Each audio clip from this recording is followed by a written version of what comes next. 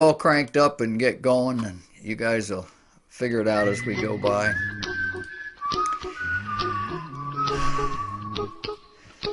Welcome to the Bible Forum. I'm Warren Sprouse. This is Sunday night. It's a little bit after 8 o'clock, about a minute or two. It is October 28, 2018, and we have got a full deck, as they were, a whole folder full of things that I want to share with you tonight.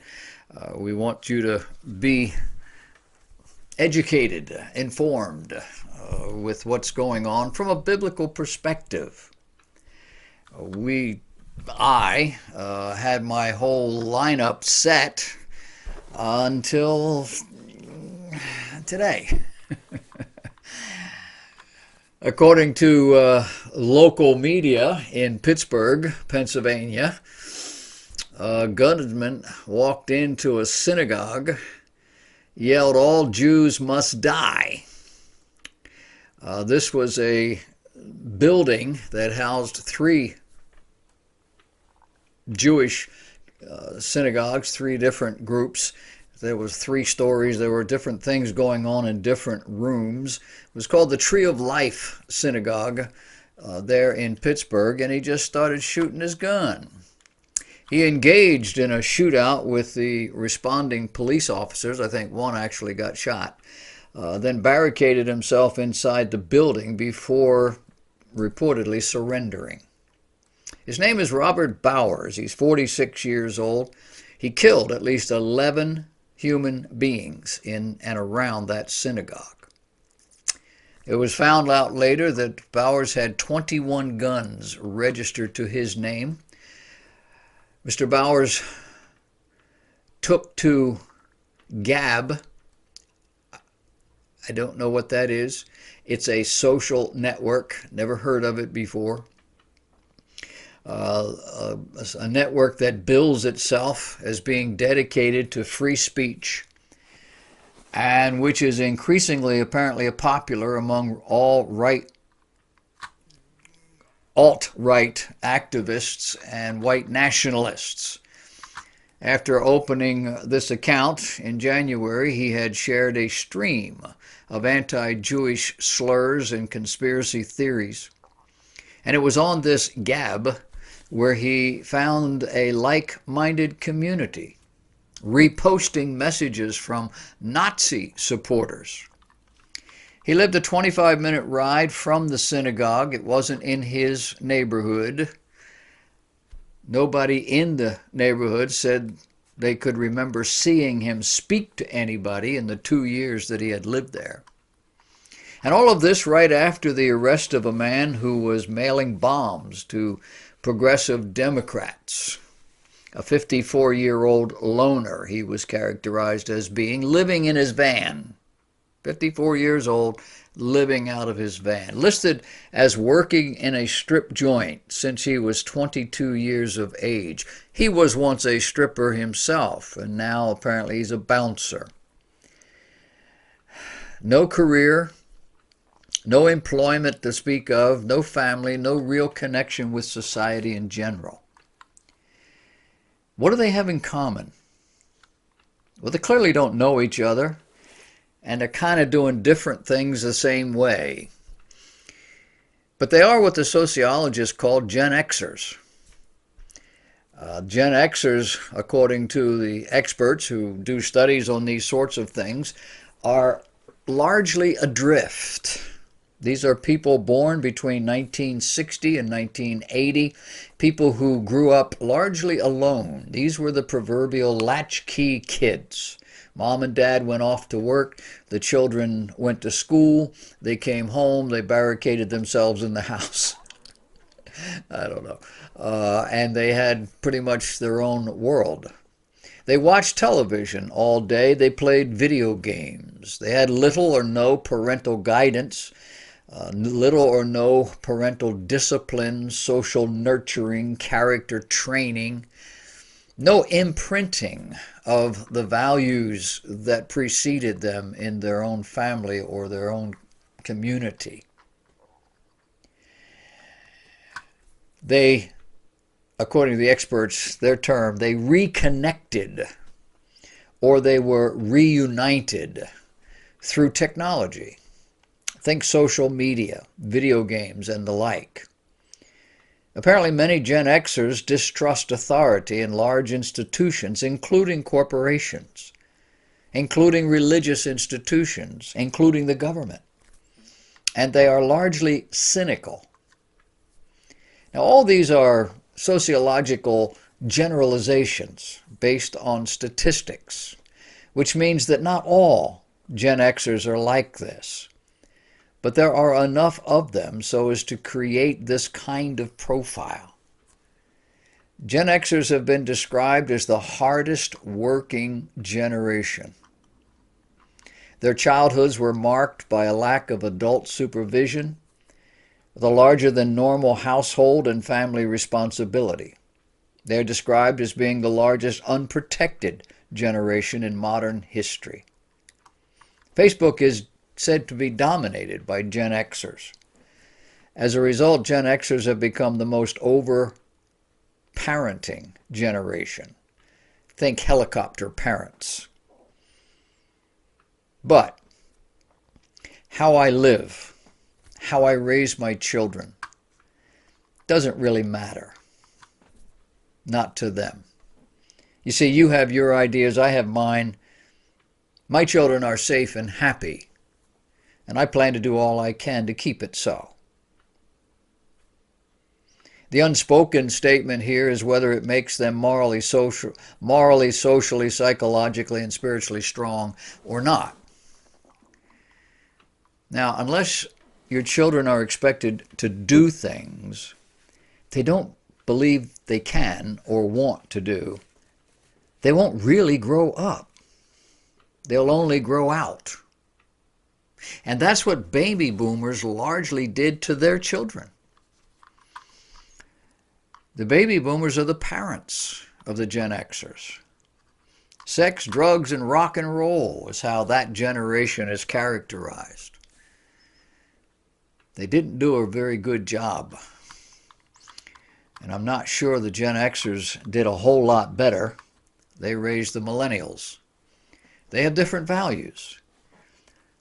But all of these different groups, and they keep giving them names because they are no longer just simply Americans. They're no longer just simply teenagers or young adults. They have these characteristics that are all pretty much the same, and they are brought about by the way they have been raised or not raised. Sex, drugs, and rock and roll. That's how they're characterized. And some of them run amok. The organization that calls themselves Islamic Jihad announced just yesterday that it had agreed to an Egyptian-brokered ceasefire to end an escalating exchange of fire with Israel. Now, what the article did not say was that Israeli reprisals were increasingly devastating these people. The jihadists are running at Israel with balloons and dropping firebombs or launching stuff. If it's the government, they have the ability to fire missiles or whatever. Israel has the ability to knock them down. Israel has gotten tired of this. And every time there is any kind of a coordinated attack against Israel, Israel's response is increasingly stronger. And what this report from the Islamic Jihad is not telling you is that they are almost unable to function. Israeli jets struck back just over the last little bit of tit for tat. They hit 95 targets in the Gaza Strip belonging to the Palestinian Terror Organization. It was that which caused them to say, let's talk. A spokesman for the group told the Gaza-based Safa news site that a ceasefire agreement went into effect following Egyptian communication with its leadership. I'm sure what they told them was stop. He said Islamic Jihad would remain committed to the ceasefire as long as Israel did likewise. And there was no mention in the communique about the 95 targets hit by Israeli forces. But there are pictures. Are you paying any attention to this caravan of souls that are wandering up from Central America? I don't know how you can avoid them. I don't know where you look today without seeing or hearing about them. Well, on Friday, the Associated Press reported that the latest news coming out of the caravan was that they were hoping to travel through Mexico to the United States. That's not the news. Apparently, migrants traveling in a caravan through southern Mexico have rejected a proposal by the president of Mexico. The president of Mexico told them that if they would stop, they could apply for refugee status in Mexico and obtain benefits. And the coordinators, that's what they called them, the coordinators of the caravan read out the president's plan called "You Are at Home" to the gathered crowd. The migrants shouted "Gracias," but no, we're heading north. Does anybody still believe that this effort is organic and that it's not being orchestrated? Who are these coordinators? They have been saying for weeks now that there are none. That this is just a spontaneous march. But we keep hearing on the news the questions. Who's feeding them? Where are they sleeping? Where do they go to the bathroom? Where do they get their medical help? How are they getting financed all this stuff? And we hear little rumors around the edges about George Soros or about the Democrats or about this liberal organization or that liberal organization. You and I both know that this is not something that just happened. This is something that has been coordinated and purposely instigated for this time in history. We've got an election coming up in just a little over a week. Week and 2 days? Depends on how you count it. And this sort of thing was calculated to impact people's hearts and minds during that time. I'm sure these people thought they could get all these folks up here to the border by next Tuesday. They didn't count on 10,000 of them. And I didn't believe the numbers when it first began, but apparently that's what's happening. People are gathering to it. They're constantly coming. But then sooner or later, a statement is asked, and the organizers pop up, and they have an answer. So we'll have to see how all this works out.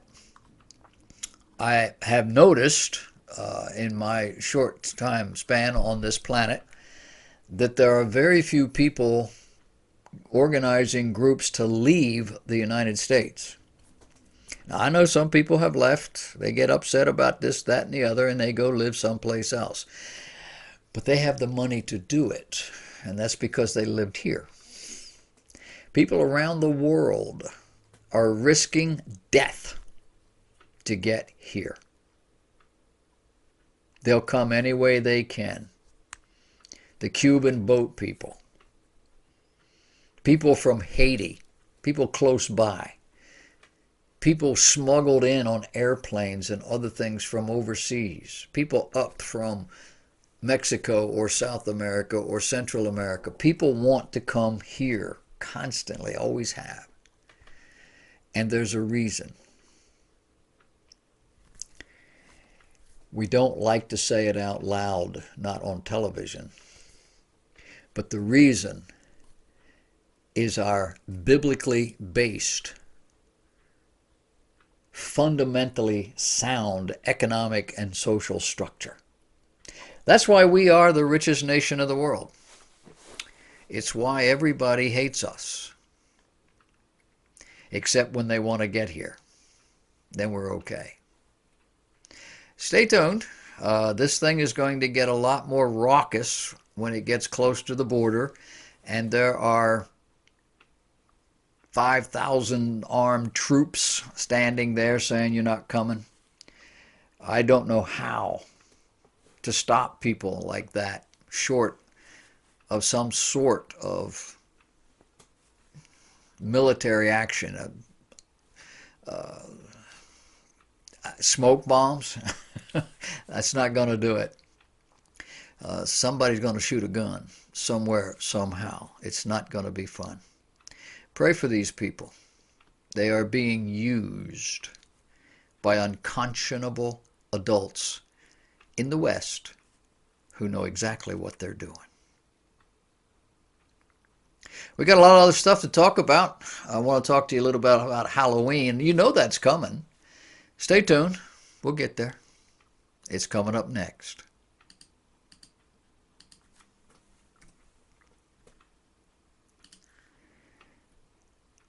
There's something I've forgotten. I can't think what it is.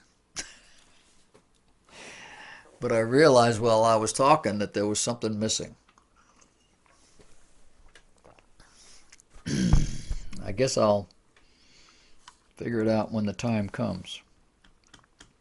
Not sure. Well, John's in the room. He got here a little late. Sonnet got a little late. She probably had to do the dishes before she can come. Tease her. She's in California, in sunny Southern California, where it's the same temperature all year round, 72 degrees or whatever. No, that's the average. The average here is somewhere around 50 or 55. So it's 20 degrees warmer there in the summer. I can handle it. I sit out on the back porch, and when it reaches 85 and 90 is when I start to feel comfortable. That's when my wife gets up and leaves. It's not too hot. I can't do this. That's when my hands warm up. Just different people. When did Halloween become this dark, murderous, satanic event that it is? I'm old enough to remember going out trick-or-treating as a young fella. Went with my brothers and sisters and neighbors, and, parents were out there. Of course, parents are out now, but they're out for a different reason. We're going to talk about it.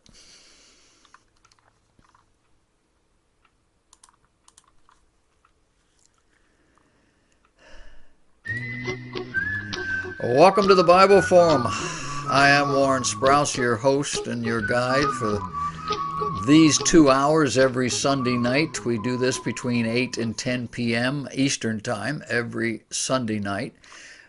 You can watch live from our website, thebibleforum.net. You can watch, hopefully, live from our YouTube account. I have every hope and indication that this thing is running. I don't know if it's working. I can't be there too.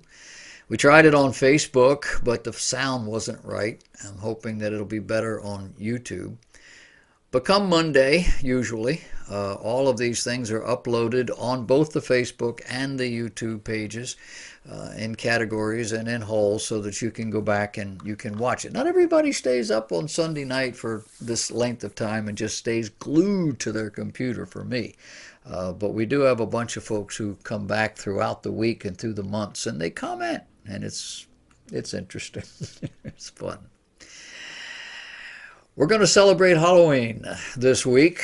I want to talk about Halloween and other fun times. I'm wondering when it was that Halloween became a dark, murderous, satanic event. Well, it was largely, I think, when television and movies started portraying Halloween characters that way. Of course, Halloween has always been about the dark side. The word Halloween is actually a contraction. It is actually All Hallowed Saints' Eve.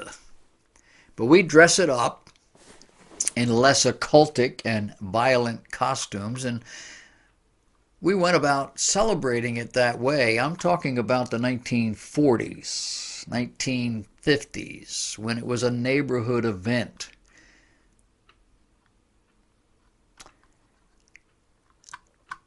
Two middle school girls were arrested in Bartow, Florida, just last Tuesday.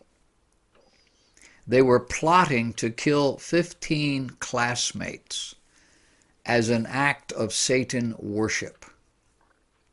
According to the Fox affiliate there, two middle school girls, one 11, one 12 years of age, brought scissors, knives, and a pizza cutter to school with them that they might stab, kill, and otherwise dismember unsuspecting students in a school lavatory. The article said, quote, they wanted to kill at least 15 people, and they were waiting in the bathroom for opportunity to find smaller kids they could overpower to be their victims. According to CBN News, investigators believe the girls planned on drinking the blood of their victims out of a goblet in worship of the devil. Investigators were told by the girls that they hatched the plan over the weekend. Welcome to the 21st century. Welcome to a world where little children think this way. Why do they think this way? They have unfettered access to television and other newsy kinds of outlets online and around that portray this sort of thing. They have people, some of them men dressed as women, some of them women, both of them dressed in the most outlandish, occultic-oriented kind of garb you can think of, sitting down in grammar schools around the country reading to kindergartners and first and second graders. I've forgotten the books they're reading, but it's not Oliver Twist. I mean, you know, it's heavy occultic oriented stuff. And you've seen the pictures. These are grotesque looking people. And they are portrayed as normal. I mean, that's normal for them. And you're not allowed to be critical. If you're critical, what are you? You're a bigot. You can't be happy that these people are being able to act out what it is they feel inside of them. So y'all watch television. Maybe you stay up late and you watch Bill Maher.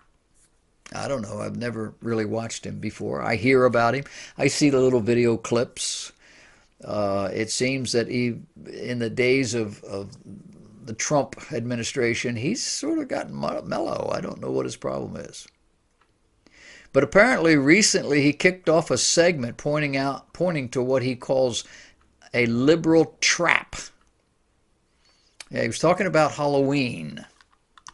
And he said, quote, now I personally don't care if you go trick-or-treating dressed as a 0.1% of Elizabeth Warren, talking about her DNA test. That's up to you. But the Office of Scolding Social Justice Warriors has decreed no hula girls, no Indian chiefs, no Southern belles, no Daniel Boone, no geishas, ninjas, gypsies, mobsters, or terrorists. No Cleopatra, no pirates with one eye that might offend one-eyed people. And you can't dress as a hobo because it makes light of the homeless. And of course you can't dress as Quasimodo because it offends hunchbacks. He went on to point out the outrage over the recent sexy Handmaid's Tale costume that costume vendors and retailers yanked from shelves because people were outraged by the ironic take of a character that doesn't exist from a fictional world that never happened. He went on to talk about how not everything that merely alludes to another culture is racist or cultural approbation. Halloween was always fun because it wasn't politically correct. Now, not being PC was almost the whole point of the holiday. But now everything, he says, has to be turned into a federal case of snowflakes versus humor. He went on to point to a recent study that revealed 80% of Americans were completely turned off by the PC culture, the politically correct. He said the majority of America is with the Democrats on this issue. They just find the woke people irritating. To them, nobody likes you, including the so-called marginalized groups whose feelings you decide need protecting. And he wondered aloud, when did liberals become the fun police? Bill Maher's a liberal. He can't take it either. Do you remember when you were a child what Halloween was like? Now, I'm talking to people that are 60 years old or older. You remember Halloween? For me, it was a neighborhood thing. Never wandered more than a couple of blocks from where I lived. You went out with the kids you played with, people that you knew. You knocked only on doors in your neighborhood, or if outside it was somebody you knew, probably one of your kids' parents, that you played with around the corner. And if you didn't know them, your parents did. Sometimes they put you in a car and took you to grandma's, and you scare her to death. That's what it is. We wore cowboy outfits and princess outfits, cartoon characters, or classic characters from the storybooks. If your parents had a little money, you might have gotten a store-bought costume. I didn't know very many people who did, largely because there weren't that many around, the store-bought costumes, that is. It was a fun time. It was not a gruesome, scary, frightening time. And I asked myself, when did all that change? When did it become this? And you might point to the fact that it isn't a godly thing. It's more of a demonic thing. It's from the forces on the other side. So it's always been like that. But that is the way we acted it out. You see, it changed with cable TV. About the time cable TV was becoming popular, all the gory, scary, frightening stuff started. Usually bringing movies to cable that couldn't be shown on television. And eventually this genre became occultic and then demonic. Remember the little girl's head spinning around? That was in the movie. Well, that showed up on cable TV. Now I guess they will show it, on Saturday afternoon. It eventually became destructive. All Hallowed Saints' Eve is where we get this phrase Halloween. That's the holiday. Holiday is a contraction for the words holy day. Ironic. All Hallowed Saints' Eve in the Roman Catholic tradition was when the wicked spirits wandered the earth in search of a home. According to the World Book Encyclopedia, the origin of Halloween can be traced to the ancient pagan festival celebrated by Celtic people over 2,000 years ago, something called Samhain. The Celts believed that the dead could walk among the living at this time. And during Samhain, the living could visit with the dead. According to the book entitled Halloween, An American Holiday, and American History, Some of the Celts wore ghoulish costumes so that wandering spirits would mistake them for one of their own and leave them alone. Others offered sweets to the spirits in order to appease them. However, the Bible clearly teaches us that the living know that they shall die, but the dead know not anything, neither have they any more a reward, for the memory of them is forgotten. There are no wandering spirits of dead people. You encounter a wandering spirit, it's an unholy demon. It's not your grandfather. In medieval Europe, the Roman Catholic clergy adopted local pagan customs. It was a common thing around the world. They would embrace whatever the religious systems were there, and they would find ways to say, hey, we're just like you, or you're just like us, and see, you can come and do this. And they had their people go from house to house wearing costumes and requesting small gifts on this day in honor of this paganism that was going on anyhow. But the Bible admonishes Christians to, quote, come out from among them, the unbelievers, and be ye separate, saith the Lord, and touch not the unclean thing. Unclean isn't just something that's dirty. It's spiritually dirty. And I will receive you, and I will be a father unto you, and ye shall be my sons and daughters, saith the Lord Almighty. 2 Corinthians chapter 6. Why? Well, the Apostle Paul goes on, for what agreement hath the temple of God, which is what Christians really are, what agreement do they have with idols? For ye are the temple of the living God, as God hath said, I will dwell in them, and walk in them, and I will be their God, and they shall be my people. God's people have nothing to do with this stuff. Now, the reality is that ghosts and vampires and werewolves and witches and zombies and all the rest of it have been long associated with the evil spirit world. While the Bible clearly states that we should oppose wicked spiritual forces, not celebrate them.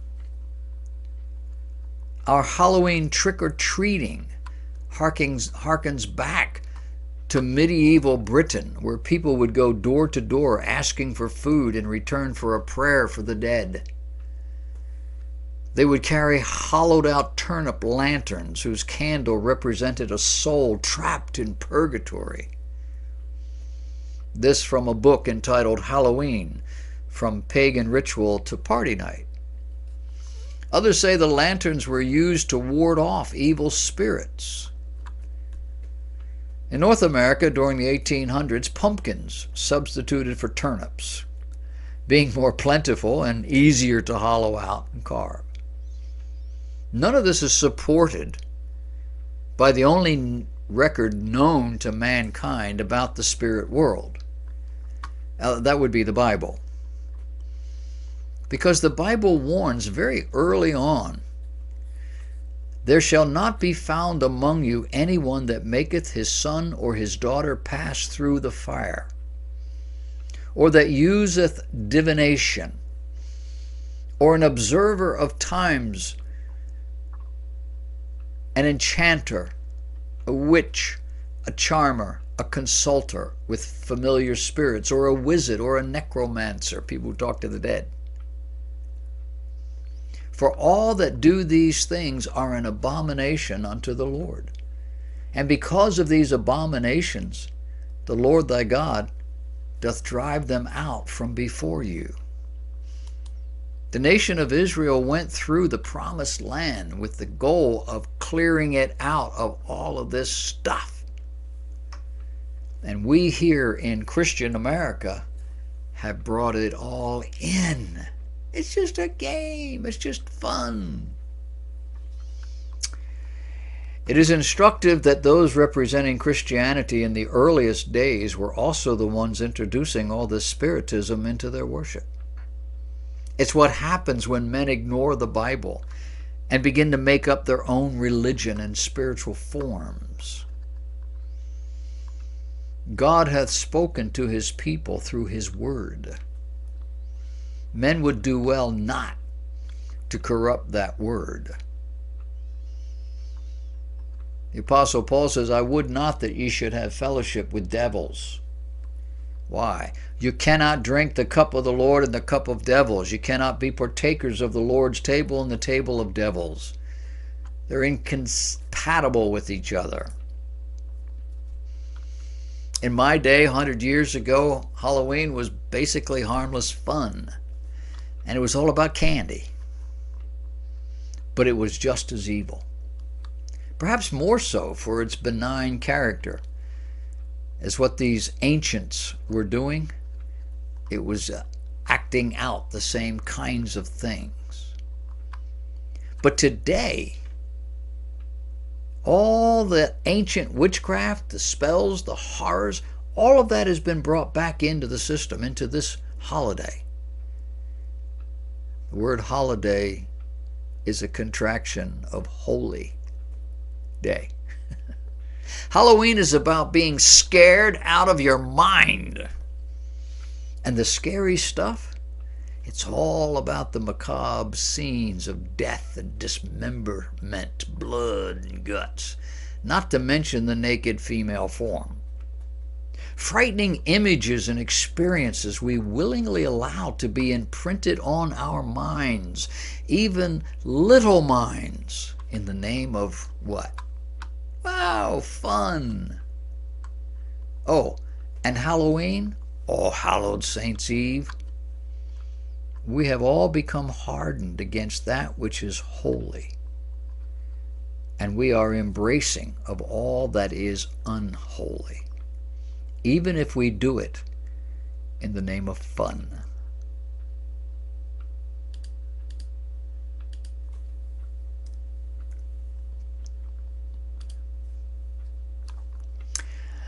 I remember the old folks back in the day who didn't like Halloween, never did understand it. I remember it would have probably been in the early 1950s when UNICEF, which was a United Nations thing, UNICEF came along, and they would provide you all this coloring on it, and it was, the Halloween colors, the orange and black, and you would take a can and you'd wrap it with this thing, and you'd go out and you'd collect money on Halloween. I also remember, as being, my family anyway, being part of the Methodist Church before it was a United Methodist Church. They joined with the United Brethren. They joined with a Brethren outfit, United Brethren, so it's United Methodist. Well, we used to just be Methodist. And we would do this on Halloween through the church. We didn't dress up.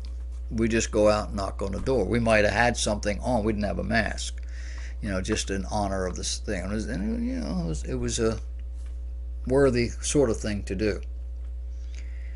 I think that still continues in one form or another. But Halloween ought to go away.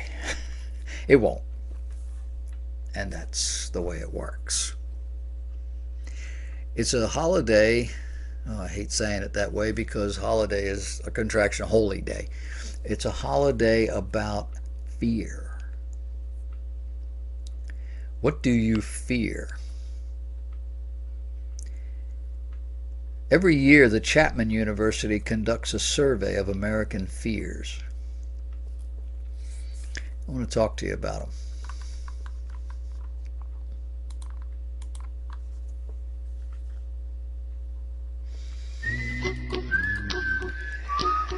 Hey, you're on the Bible Forum. I'm Warren Sprouse. It's Halloween time.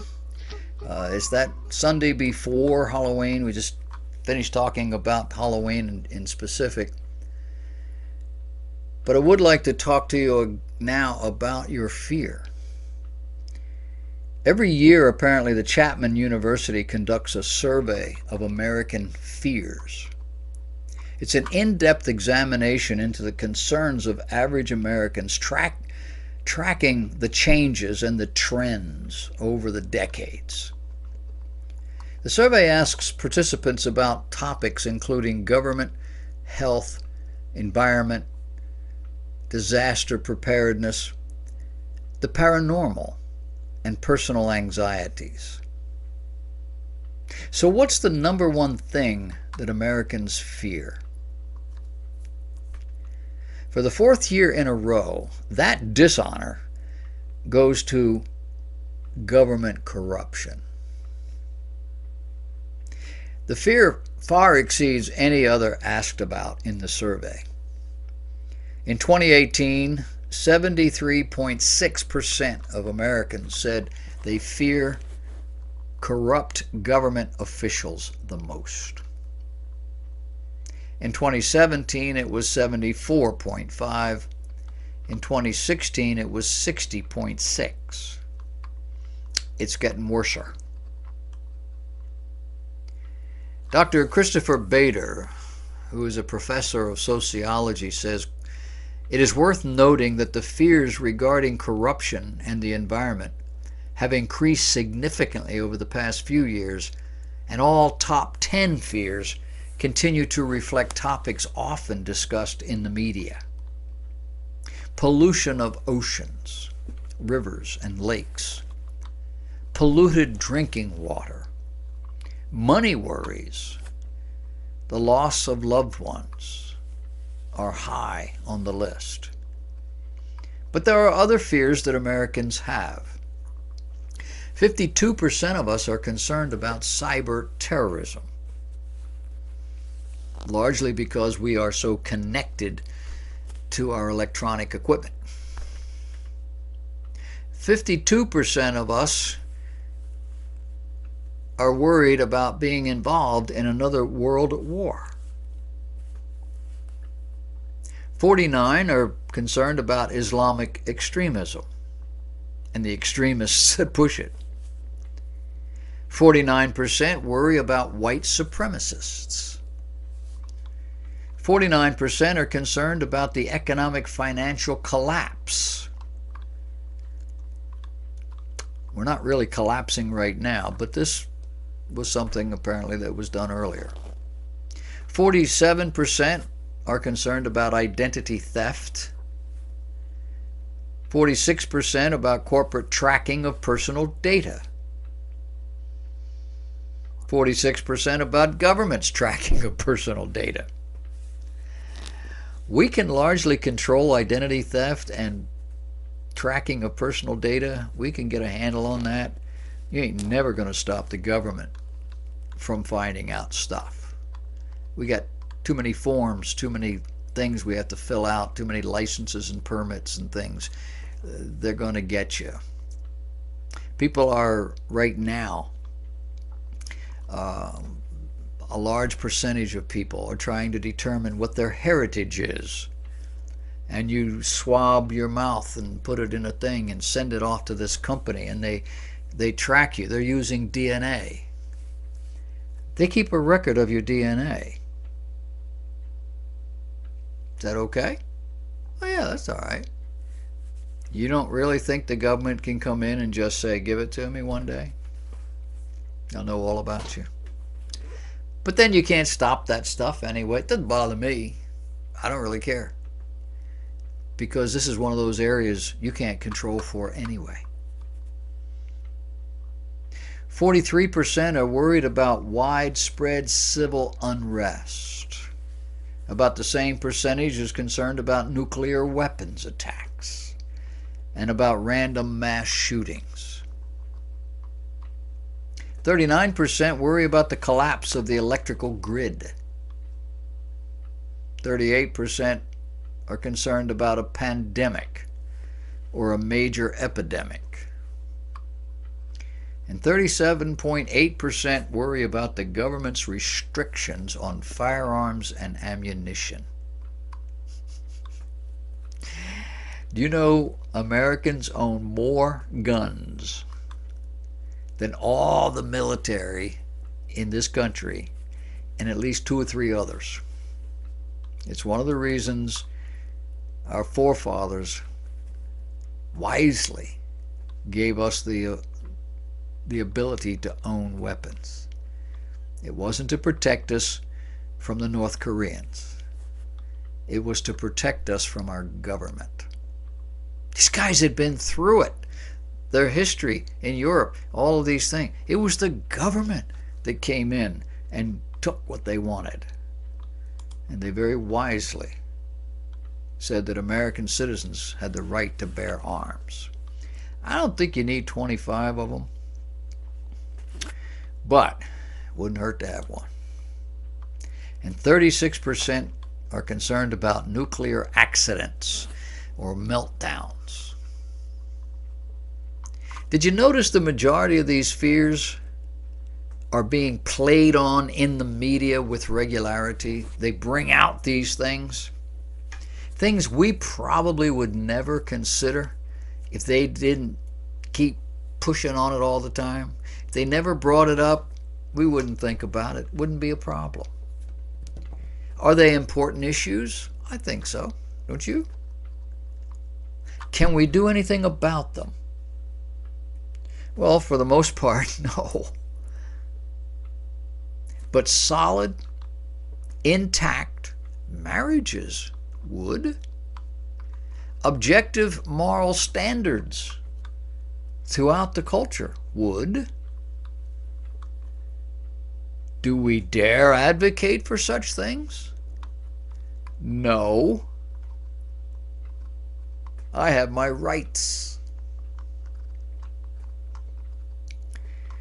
Look at the list. The white supremacists, the identity theft, the tracking of personal data, the civil unrest list, the random mass shooting list, as well as a number of lesser moral and social issues that would be seriously curtailed if the traditional family structure were still intact. More so if that family structure reflected godly values and biblical principles. There would be a lot less divorcing going on. There would be a lot less of babies being born out of wedlock. There would be a lot less of thievery. Might even be a lot less of car accidents if people adopted biblical values and character. The survey also explored the reasons people do not evacuate when a disaster is coming their way. You guys ran away from that last hurricane? The most commonly cited reason for not going, 43% of Americans said they wanted to protect their homes from looting. In 1954, Hurricane Hazel came through my neighborhood. Vicious form. If you lived in Wilmington, North Carolina, or any place between there and Canada, you know about Hurricane Hazel. Vicious, vicious storm. Nobody ever seen anything like it. Nobody worried about people looting. Everybody was out helping everybody else. That was 1954.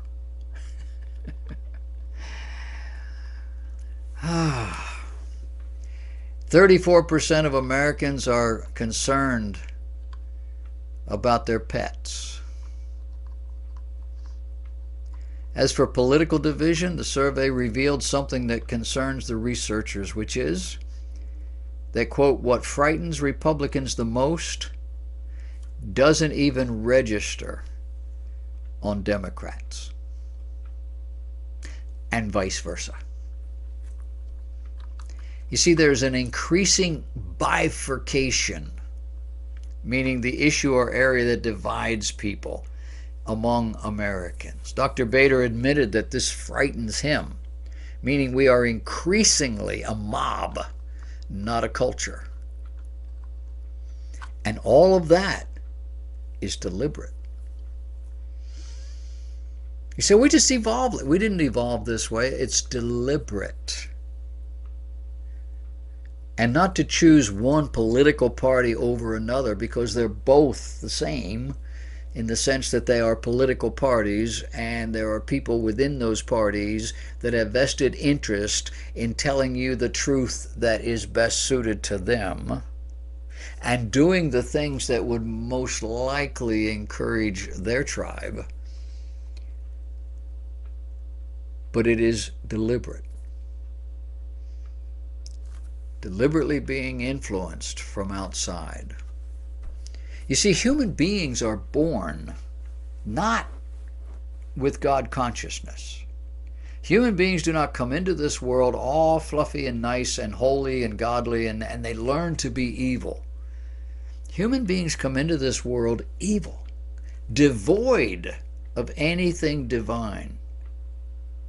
They grow up, and if they are not nurtured, directed in a certain way, they won't ever think about God. And the only time they'll mention His name is when they're angry. That's what human beings are. They're basically a mob. And they're not very nice. We have to train our children to be decent and respectful and polite, and to do what is right, objectively right. Leave them alone, and that little 2-year-old will take a hammer and beat his sister to death. Maybe accidentally, but maybe in a fit of anger. You ever see a 2-year-old's anger? If they had a gun, they'd shoot you. That's the human heart. And it needs to be modified, mollified. It needs to be changed. And until it is, these kinds of statistics and all the other things that are even worse than we've talked about right here this evening, are going to continue, and they're going to get worser. I've been on this planet for 75 years. Trust me, it is way worse today than it was in 1947 or 53. And it's not going to get better till Jesus comes.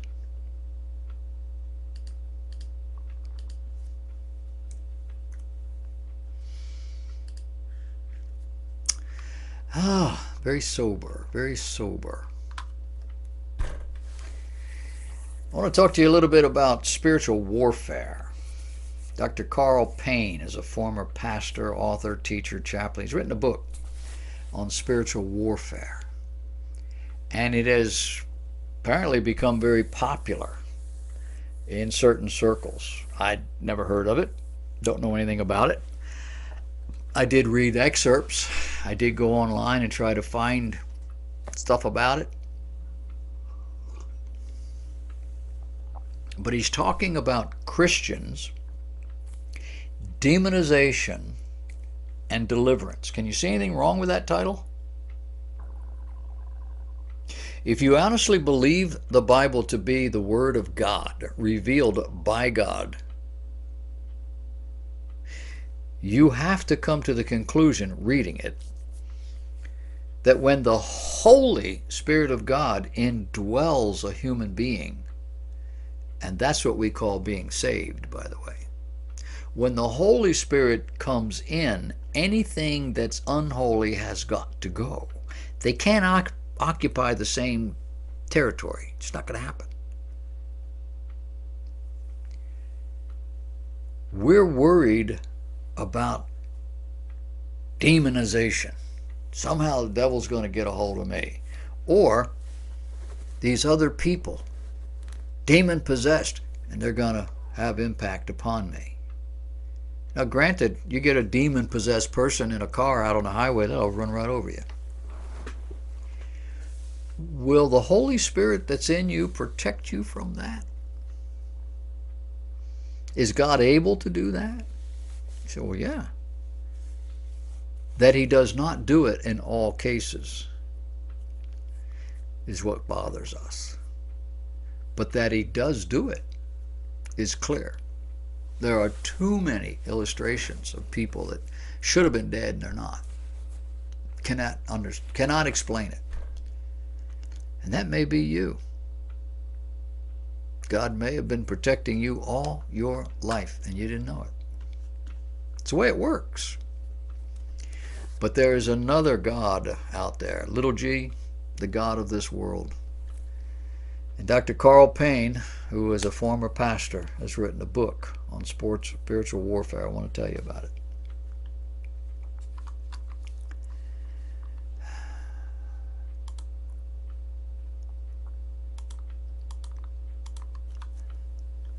I get it sooner or later. Hi, you're on the Bible Forum. It's October 28, 2018. We're just before our election cycle, a week from Tuesday. And apropos not of that, probably not of almost anything, I want to talk to you a little bit about spiritual warfare.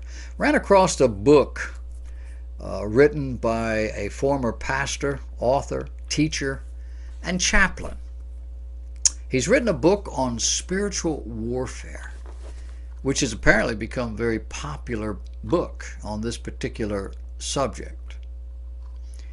His name is Dr. Carl Payne. Dr. Payne's Spiritual Warfare, Christians, Demonization, and Deliverance, end of quote, has reportedly been labeled the most popular book on the subject, getting rave reviews from readers across America. Have you ever read stuff like that before? Wonder who wrote that? Maybe the author, maybe the publisher. Publishers are big on writing stuff like that. This article came from WorldNetDaily.com, and so it may have been they hyped it up that way. I don't know.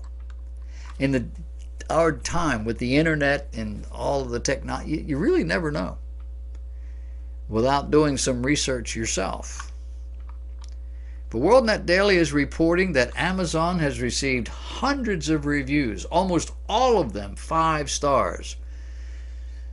A typical review headlines include Bipolar Illness Healed. Now, I went to Amazon.com and I looked up the book and I looked up the reviews. And my research placed this book at number 78 in Amazon's top 100 titles. So I could not verify WorldNet Daily's claim. But what is disturbing about the review of the book is the emphasis on what is now called bipolar disease. We talked about this a couple of weeks ago, and I mentioned it last week. Bipolar disease sounds like you get something and, a bug bit you or something. But in the vernacular, in the world, psychiatry and the medical profession, bipolar is a malady with a biological footprint. But only after the sufferer begins manifesting the symptoms. And the question gets asked, does a low salt serum level lead to a manic episode? Because manic depressives traditionally have low salt serum levels. The first major breakthrough in drugs to help them was basically a salt, lithium carbonate. It was basically a salt. Or does an extended emotional disruption, they call it a disorder, cause a low salt serum level? And I have yet to read anything definitive that could answer that question one way or the other. Or is it just simply a chemical imbalance derived from your DNA? These things are not clear. The medical treatments keep getting offered as cures, when the reality is they simply mask the symptoms. WorldNet Daily researched and published an in-depth 8,000-word feature story on Payne and his, quote, deliverance ministry, end of quote, complete with dramatic case histories of people freed from lifelong spiritual bondage by availing themselves of the understanding and techniques that he's teaching. When anybody says they have a technique, Run. Don't walk to the nearest exit. The other terms and catchphrases are employed to heighten his approach to demonization, something he says you won't find in the books. Rather, it's based on, quote, decades of working with hundreds of people tormented by spiritual oppression, end of quote. Now we're talking about what he calls key techniques that all too few clergy and lay people understand, meaning they aren't found in the Bible. Why would clergy and lay people, we're talking Christians, we're talking people who have given their life to the study of the Word of God, why would they not understand these key techniques? Well, because they're studying the Bible and it's not there. Dr. Payne says, quote, I personally believe that demonic deception is increasing even within the Christian church, and that the worst of this deception is still to come. He says, if God allows demonic activity to increase until his return, I believe he will also train up and equip a growing number of his children to faithfully and effectively contend with the powers of darkness who oppose God's plans and God's people. He goes on to say too many North American churches are well on their way to becoming the same spiritually dead museums as Western European churches. And here he exposes his purpose. He says that his purpose is to stimulate churches by teaching them how to, quote, contend with the powers of darkness, end of quote. All sounds wonderful, except this is something the Bible does not do. More than that, this is something the Bible says we ought not to do. We are told to resist the devil, and he will flee from us, James 4:7. We are told to put on the whole armor of God that we might be able to stand against the schemes of the devil, Ephesians 6:10. Something that requires the whole armor of God, standing in the power, in the might of God, not our own ability. Peter tells us that we are to be watchful, since the enemy of our soul prowls around like a roaring lion, seeking whom he may devour. 1 Peter 5:8. Did you notice? Lions don't roar when they're on the prowl. They creep up on their meals. But this enemy is like a roaring lion, one who is either arrogant or confident. And so watch for him, because he apparently will be obvious by his roar. Paul said the devil was like an angel of light, 2 Corinthians chapter 11, deceiving people as he operates like an apostle of Christ, disguising himself as a servant of righteousness, the Bible says. And the only way to tell the difference is to watch the results. Verse 15, their end will correspond with their deeds. In Jude, verse 6, that verse indicates that these demons, these devils, are restricted by God. They cannot do whatever they want to do. God limits their ability. Those who refuse to honor those restrictions, talking devils now, are in chains, in darkness, awaiting the final judgment. If the devils are not willing to follow live within the framework that God, then they can't be here. This comes under the heading of don't never let the Bible interfere with what you want to believe. You know what I'm saying? In this article are testimonies from those who have benefited from Dr. Payne's work. People who, by their own admission, either, quote, always knew there was spiritual warfare, end of quote, or, quote, have faced much of what is described in this book, end of quote. But keep in mind, in the end, we're still talking about techniques for doing battle with demons. There are no techniques in the Bible. God speaks to them and they got to go. No techniques. The Holy Spirit indwells the believer. They cannot get to you. They mess with you. But they can't take over your life.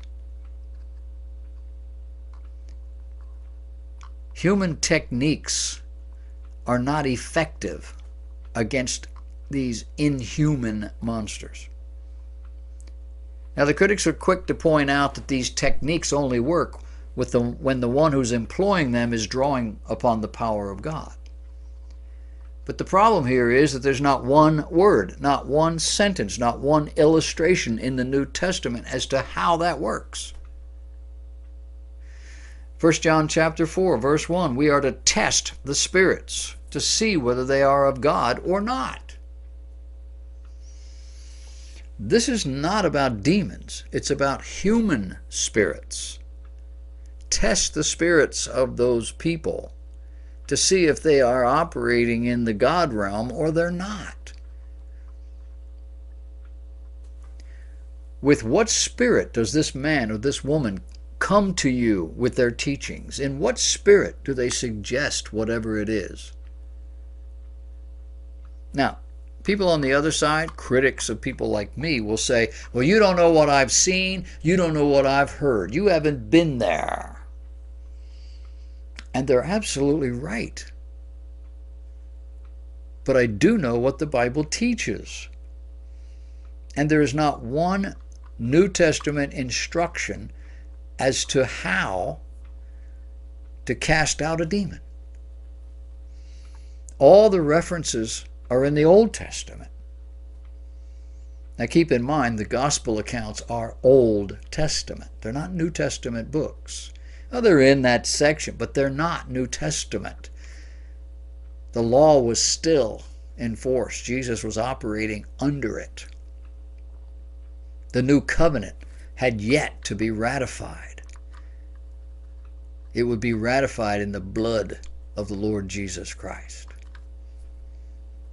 Now, all this is but a more subtle introduction to areas that no Christian, no human being is equipped to comprehend, let alone to handle.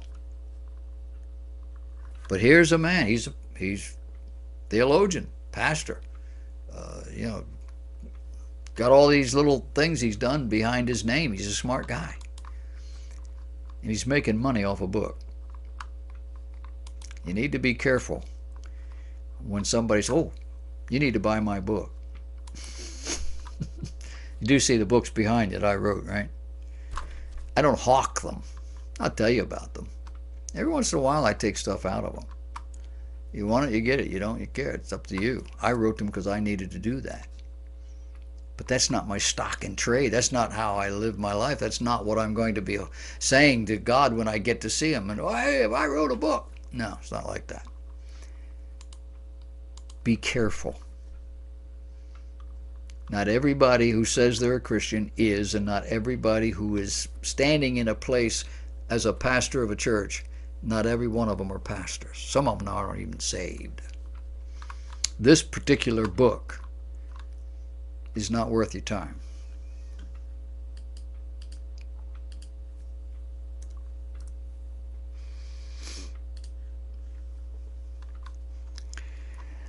All right. What are you guys up to over here? You got to check the chat room. We're a little over halfway through here.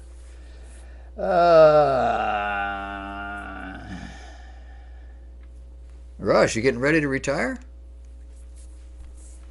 Oh, you mean go to bed? Max says you're getting soft.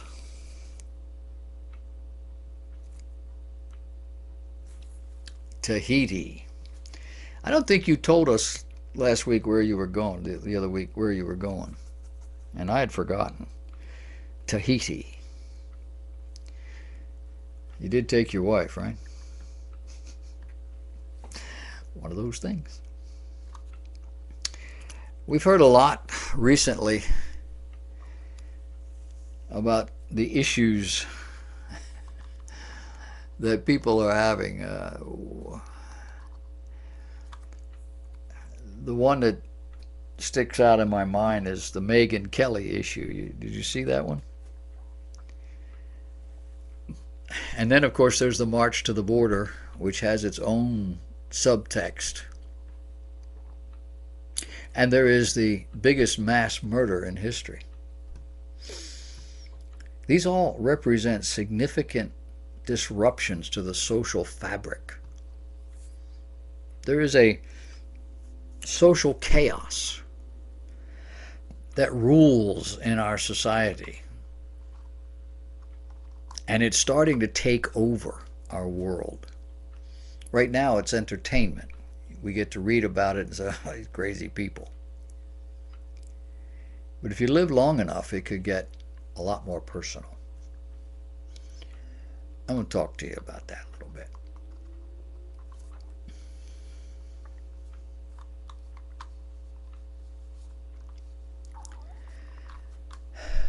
I can see this little black arrow on this cursor until I want it, and then I can't find it.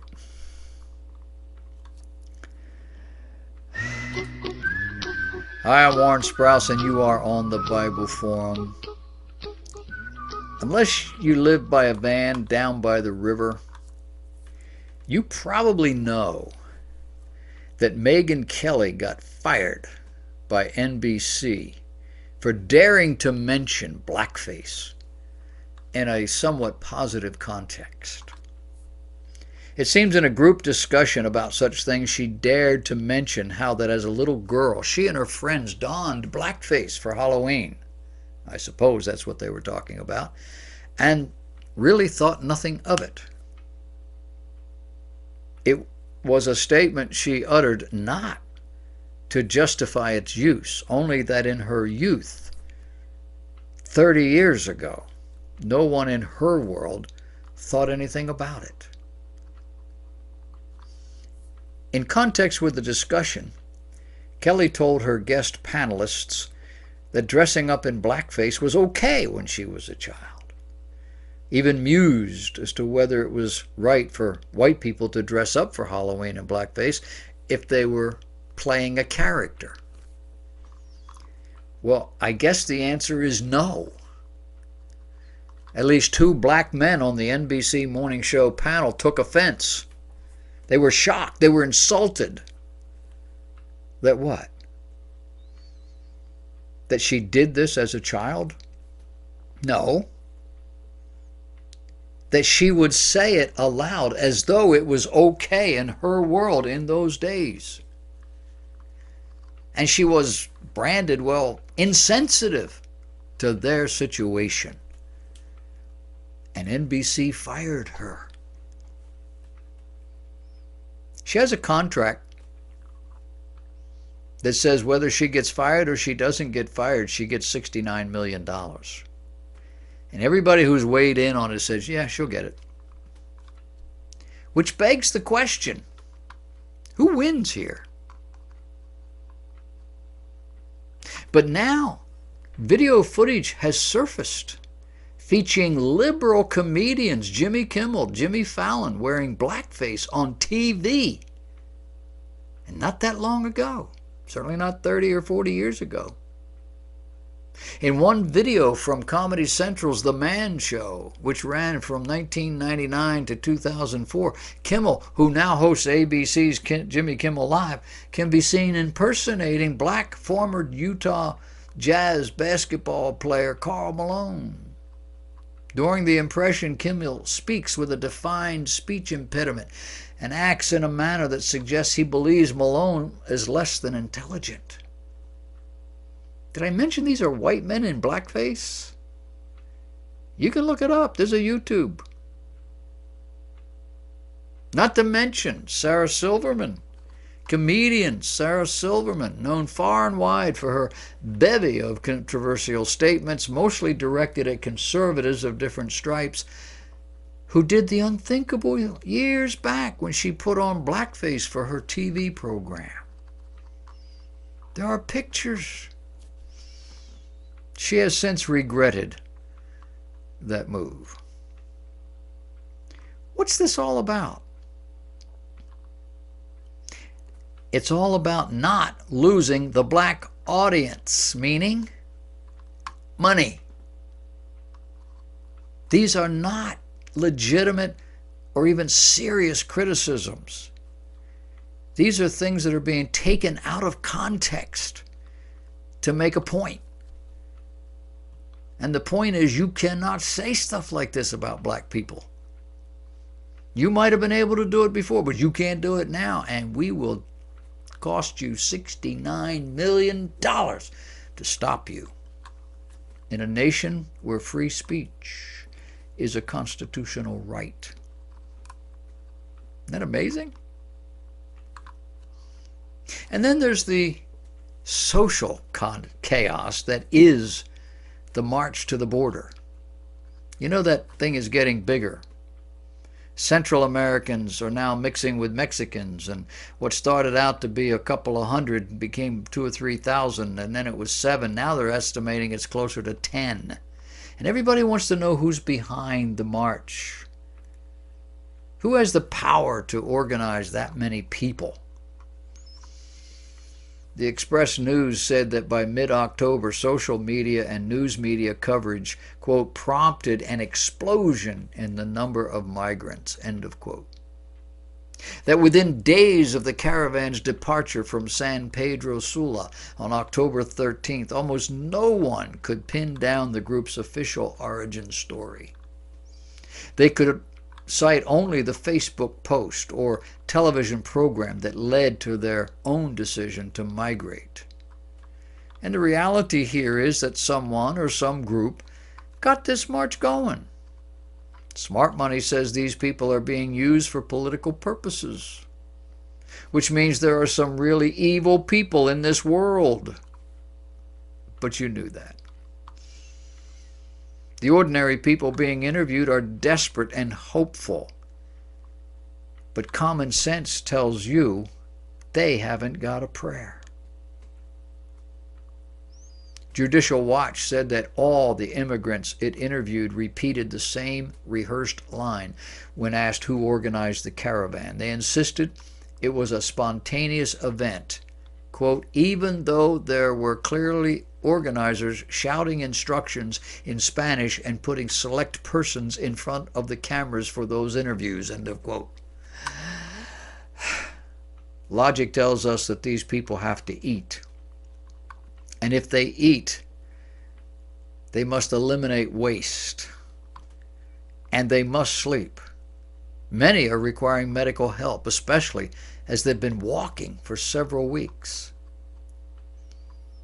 It's clear that this migration is not spontaneous, both from a logical point of view and a practical point of view. It's also clear that these people don't want help, not from their government and not from Mexico's government. They were offered the opportunity to stay and have jobs at least looked for by the government, and they said no. We have a border war. Univision reporter Francisco Santa Anna said the borders in Central America are not as strong as the U.S., which makes it possible for people from Panama and Ecuador to cross easily. They cross from Costa Rica, then later go up through Guatemala and eventually make it into our country. Yesterday, when we were traveling through Guatemala, we noticed people from El Salvador and even people from Bangladesh. He asked the question, can you imagine what they had to do to get here? He went on to say they infiltrated themselves in this caravan and tried to cross with the crowd. And would they be able to do that, it would have benefited them greatly. Santa Anna continued to say that they were identified and detained by immigration officials. Just this weekend, it was reported that Mexican officials seem to be listening to President Trump. He is demanding the caravan to stop. He is assuring them that the world, them and the world, that the United States will not allow these people asylum. The Mexican ambassador to the U.S. admitted Thursday on Fox News that Mexico, believe the caravan to be at least in part politically motivated. He said, "We have evidence that this caravan is also very much politically motivated. We're obviously sensitive to the humanitarian situation that we encounter, and we're acting precisely. But we have also made very clear that there's no legal ground on which Mexico can issue a permit by which people can just go through Mexico toward the United States." This has all the earmarks of a very dangerous and destructive confrontation, punctuating the total disregard the organizers have for these poor people. And if all of that is not enough, we now have a movie.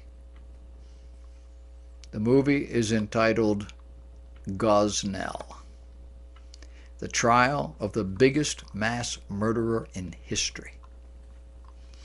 Have you seen it? When this movie was released last week, 668 theaters decided to hold screenings of this independent film. The movie quickly surpassed expectations by grossing $1.2 million. That according to the publication Daily Wire. It was even put in the top 10 film list. But now 188 of those theaters have dropped the film, 15 of which were top performing. Many were performing very well. Ranking number 6 in a 15-plex theater, number 9 in a 30-plex. 15 theaters were typically a film doing as well as this one would never have been dropped.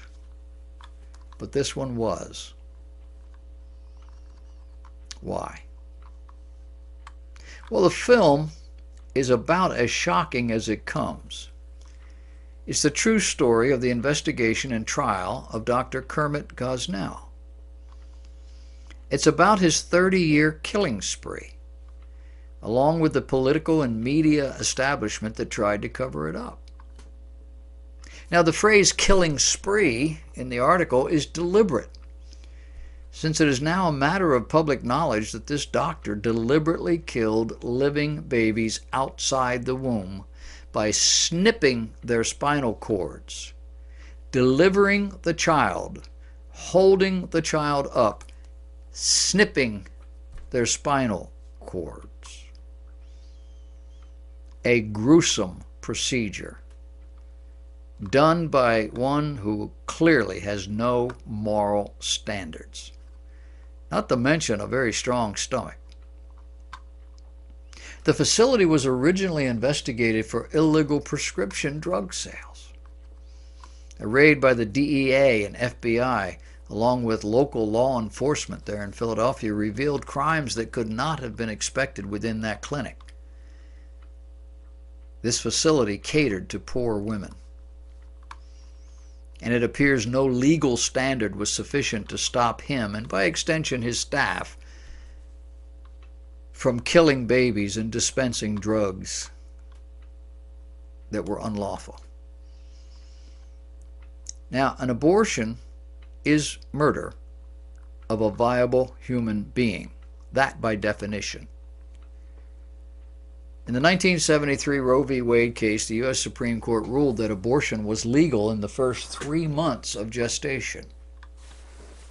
The court did not have in those days access to the sophisticated technology we have today, technology that clearly shows a human baby in that womb well before that 3-month period. Part of the court's decision revolved around the 14th Amendment, which guarantees equal protection under the law. In this case, the baby had to be defined as not human. And as I've told you before, they had drawings because we did not have the technology to see these children in the womb. And they had drawings of what this child would look like at that age. And alongside of it, they had drawings of what other mammals look like in utero. And they made the comparison. See, they're all the same. None of them are fully developed, so that could be very easily any other animal. It didn't have to be a human. We now know better. The movie is based on the New York Times best-selling book Gosnell, The Untold Story of America's Most Prolific Serial Killer, written by producers Anne McElhenney and Phelim McAleer. The book became especially controversial when New York Times initially refused to feature it on its bestsellers list, despite the sales figures that revealed that it should be on the list. And in response, the New York Times admitted they adjust the list as an editorial decision. But then you know that, don't you? You didn't know that? I told you that. Last week or the week before, I can't remember. Don't doubt me. I used to work for Barnes & Noble. I know about the book business. This is probably the first time that we've seen abortions being labeled as murder. It still remains how we're going to deal with this. And it starts to turn the light on a little brighter when we look back on the Kavanaugh hearings and how many liberals were so adamant that this man could not sit on the U.S. Supreme Court. He would make an unapproachable majority of conservative votes. And they were worried about Roe v. Wade. And the whole thing was swept under the rug and poo-pooed. No, it's not going to be like that. Within weeks, we read in the papers how that there are at least 2 or 3 cases making their way through the system, on their way to the Supreme Court, no doubt, to overturn Roe v. Wade. This movie is evidence. Strap yourself in. It's going to get worser.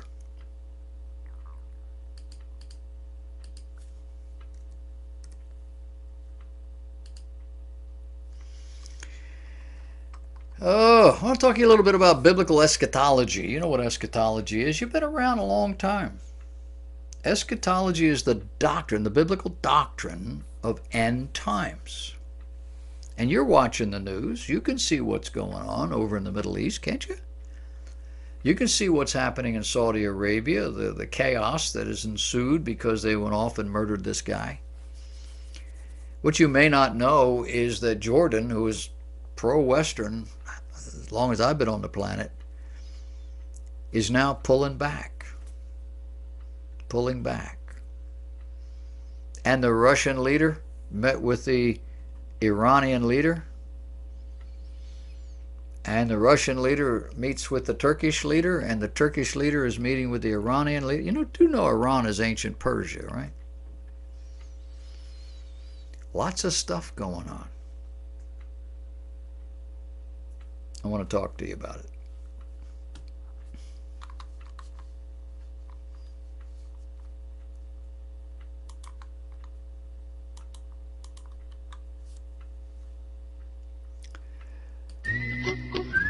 Welcome to the Bible Forum. We've got a little bit of eschatology to discuss tonight. If you have not been around theological people very much, you don't know what that 75-cent word means. It means the doctrine of end times, eschatology.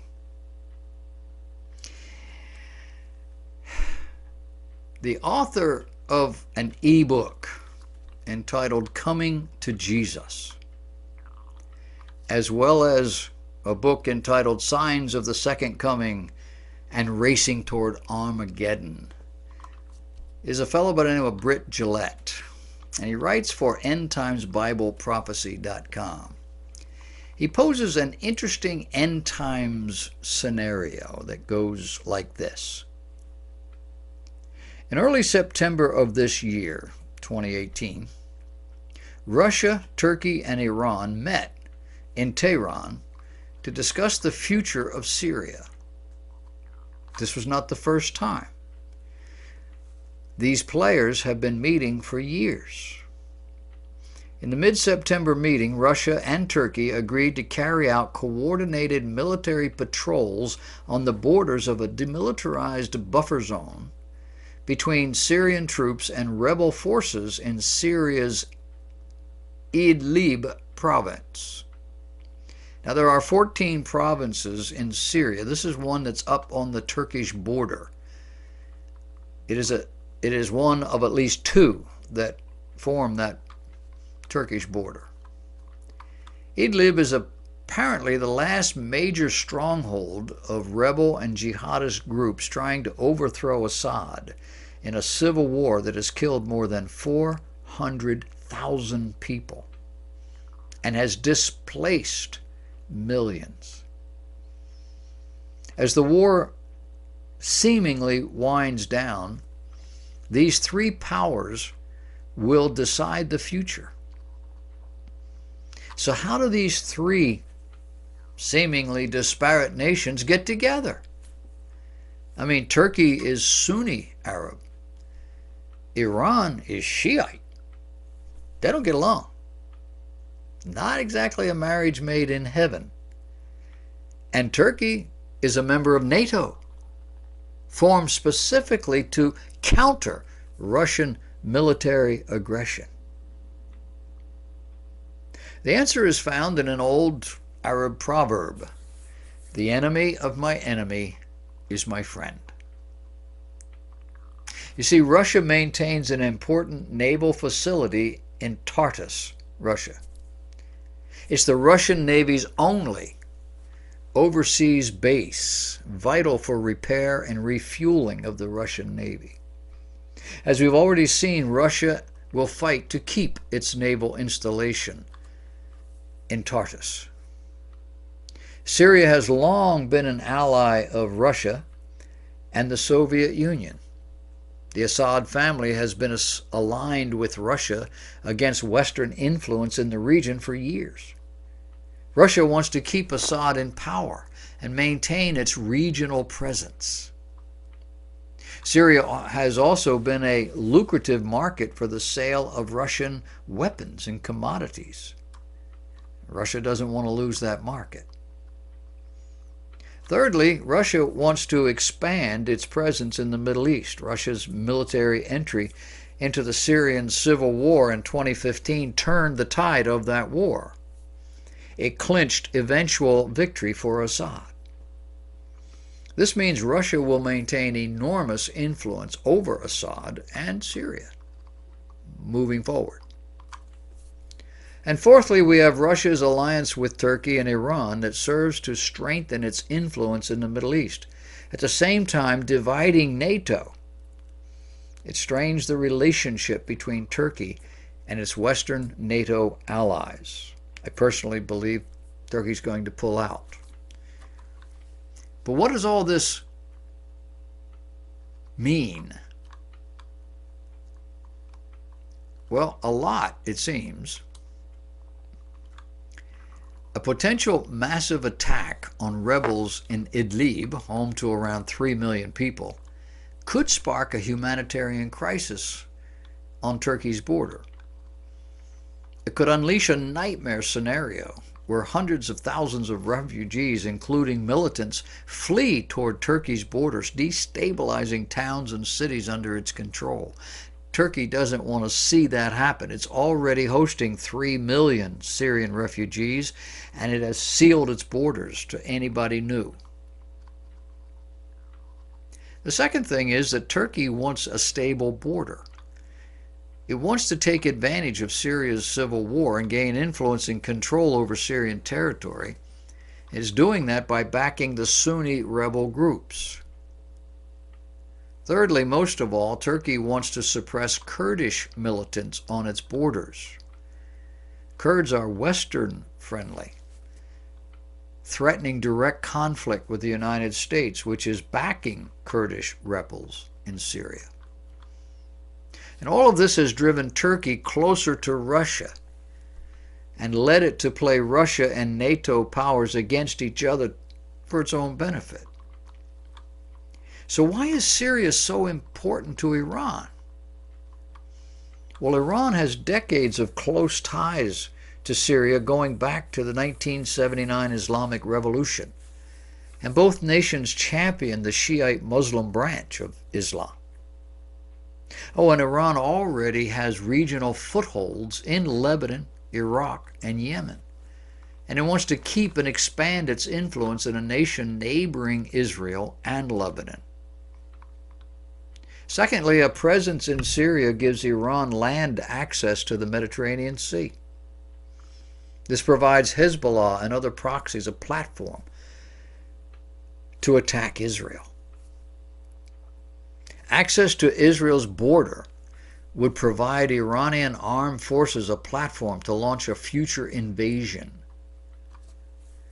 Thirdly, Iran wants to keep Syria allied against Israel, and since Hezbollah and advisors from Iran's Revolutionary Guard have helped Assad throughout the civil war, they're well positioned to take advantage if he retains power. So, what does all this portend for the future? After almost 8 years of conflict, the Syrian civil war is coming to a close. The aftermath will see Syria carved into spheres of influence. Russia, Turkey, Iran will dominate those spheres, and all three countries will remain in Syria. Now, this makes it likely they'll continue to work together to avoid conflict and pursue their shared interests. So why should we care? Well, because the new Syria might be foreshadowing the soon fulfillment of Bible prophecy.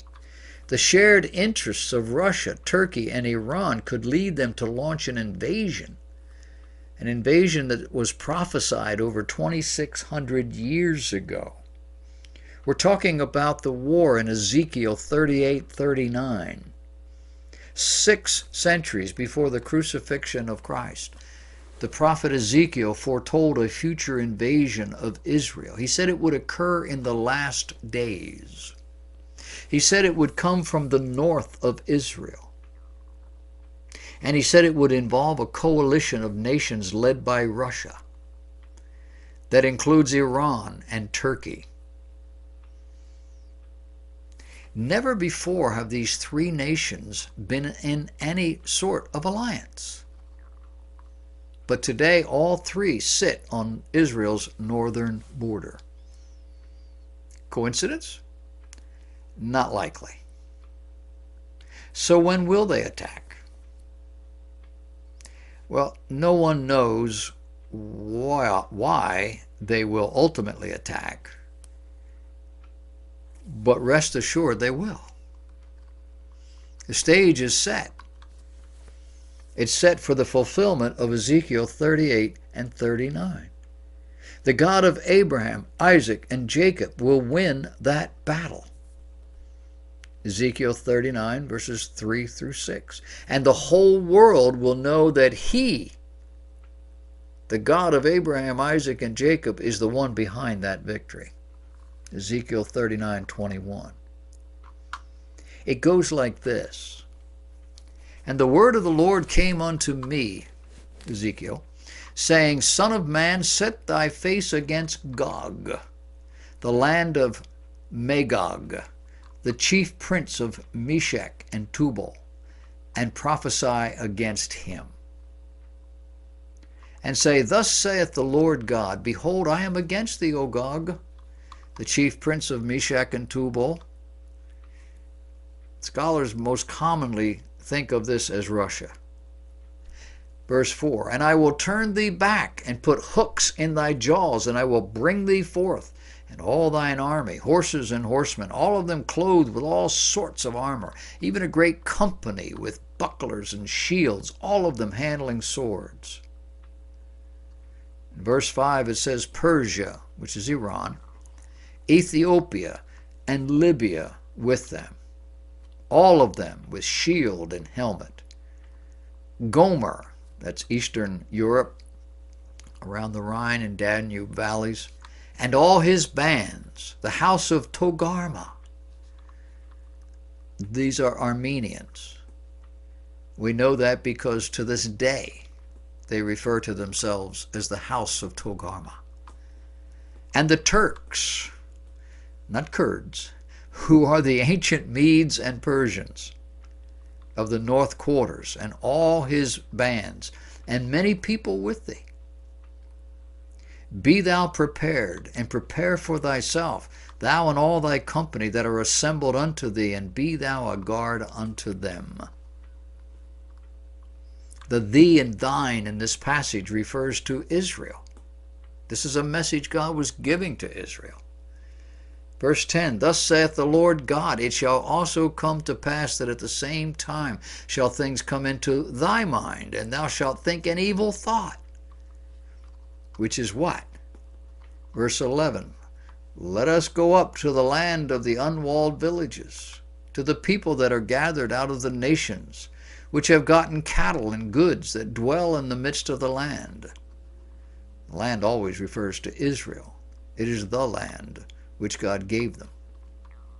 Verse 15, thou shalt come out of the north parts, thou and many people with thee, all of them riding upon horses, a great company, a mighty army. And thou shalt come upon my people of Israel, and I will bring thee against my land. And when God shall come against the land of Israel, not God, Gog shall come against the land of Israel, my fury shall come up in my face. Surely in that day there shall be a great shaking in the land of Israel. The fishes of the sea, the fowls of the heaven, the beasts of the field, and all creeping things, and all the men that are upon the face of the earth shall shake at my presence. The mountains shall be thrown down, the steep places shall fall, and every wall shall fall to the ground. And I will plead against him with pestilence and blood. I will rain upon him and upon his bands and upon the many people that are with him, and overflowing rain and great hailstones, fire and brimstone. Thus I will magnify myself, sanctify myself, and be known in the eyes of many nations, and they shall know that I am the Lord. Here's a description of how it's going to be during the Great Tribulation, with Israel as the central focus. The age-old enemies of Israel, the non-Christians, the non-Jews, will come against Israel to destroy her. But her God will defend her. Is this the Battle of Armageddon? It probably is. The great culmination of empires gathered to destroy Israel. When is this going to take place? No doubt during the Great Tribulation. From the north, Russia, Turkey, Iran, Syria, moving down. From the south, Egypt, Libya, and Ethiopia, moving up. From the east, Jordan, Saudi Arabia, the Emirates. And from the west are the defenders, the Western Confederation of Nations. Russia, Turkey, Syria, Iraq, Afghanistan, and Iran, ancient Persia, are already poised. The southern nations are staying in the background. The eastern nations are chomping at the bit, Arabs all. While the western nations, who have the political, financial, and military power, are standing in the way. But during the Great Tribulation, there is going to be a coup that takes out 3 of the 10 protectors that were assigned. giving rise to the beast who is raised from the dead on the third day. I don't plan to be around.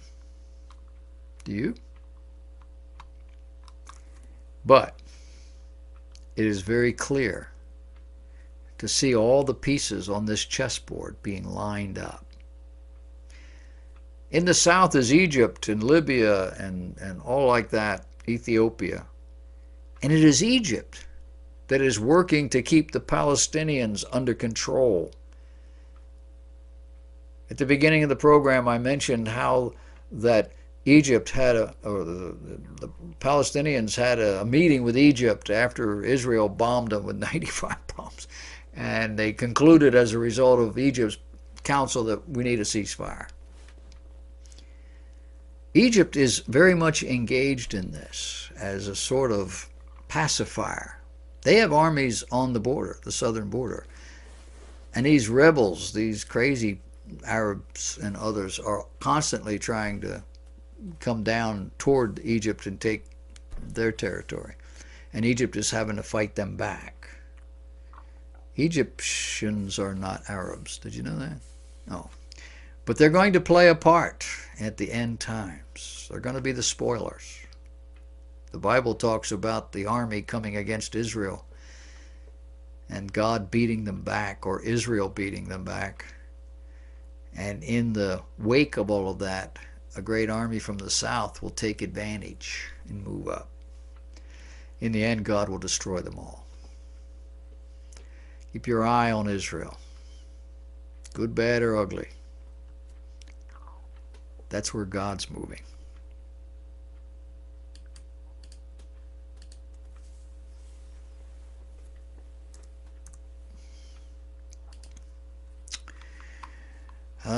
I got one more under the heading of the wisdom of the founders.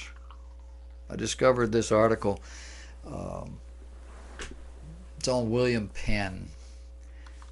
It comes from the folks that write all of these things about our beginnings, an outfit on a website called AmericanMinute.com. It's not a minute. It's more than a minute. And I cut out fully 2/3 of it. But this will be our concluding article. Come on, get in there.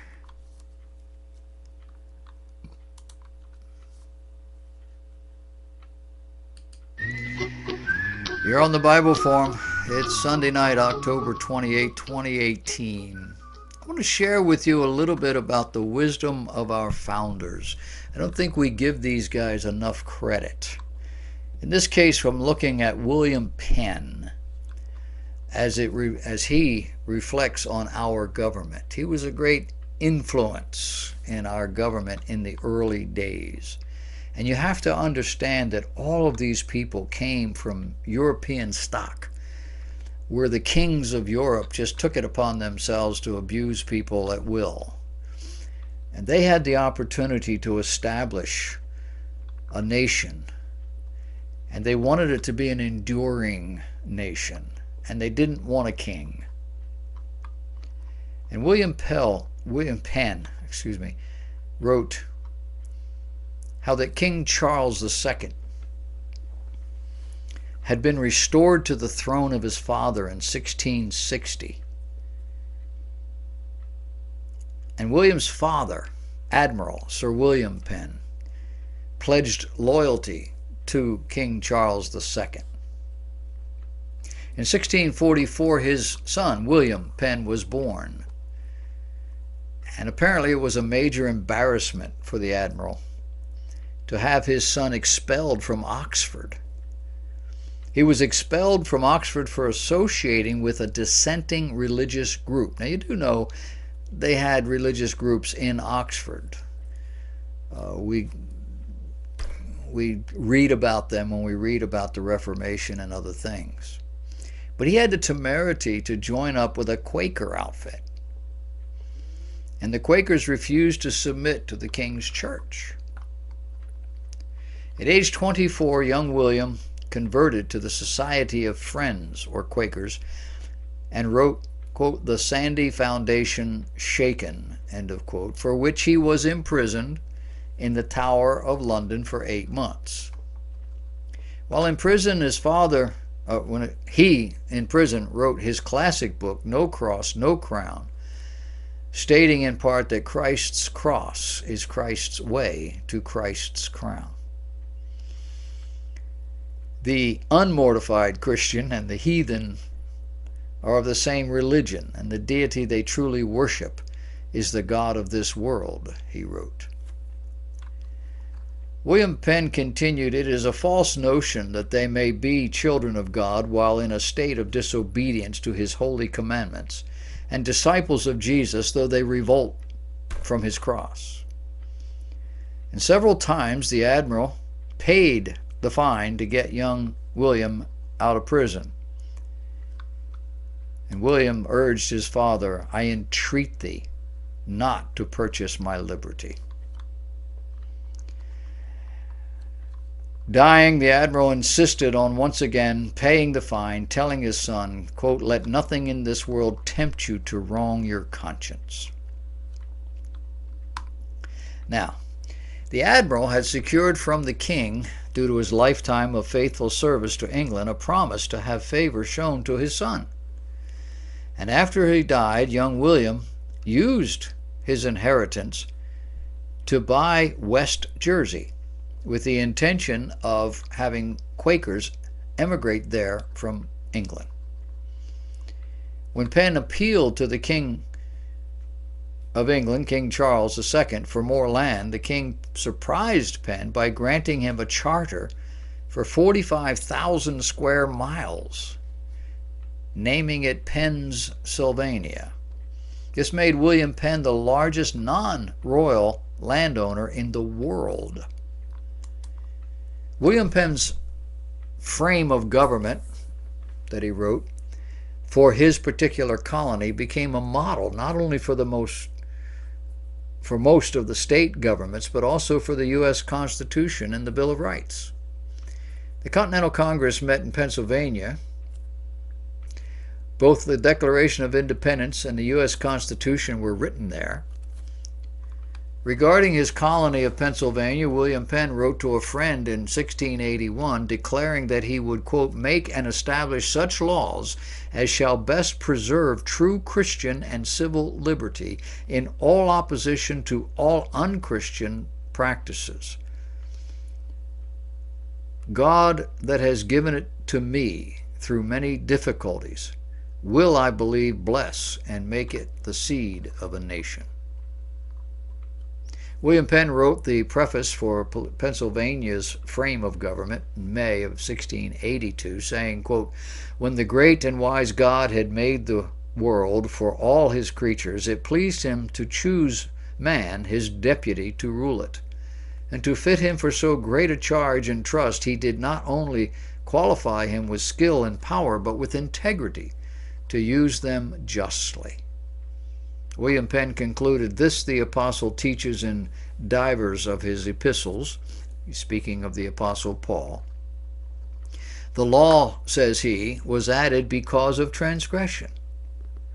Let every soul be subject to the higher powers, for there is no power but of God. The powers that are ordained of God. Whosoever therefore resisteth the power resisteth the ordinance of God. For rulers are not a terror of good works, but to evil. Wilt thou then not be afraid of the power? Do that which is good, and thou shalt have praise of the same. He is a minister of God to thee for good. Wherefore ye must needs be subject, not only for wrath, but for conscience sake." William Penn went on to write, "This settles the divine right of government beyond exception, and that for two ends. First, to terrify evildoers, and secondly, to cherish those that do well, which gives government a life beyond corruption, and makes it as durable in the world as good men shall be. Wherefore governments depend upon men, rather than men upon governments. Let men be good, and the government cannot be bad. If it be ill, they will cure it. But if men be bad, let the government be never so good, they will endeavor to warp it and spoil it to their turn. I know someday, he wrote, I know some say, let us have good laws and no matter for the men that execute them. But let them consider this, that though good laws do well, good men do better. My prayer is that you will be good men. You ladies too. Be good. For God's sake.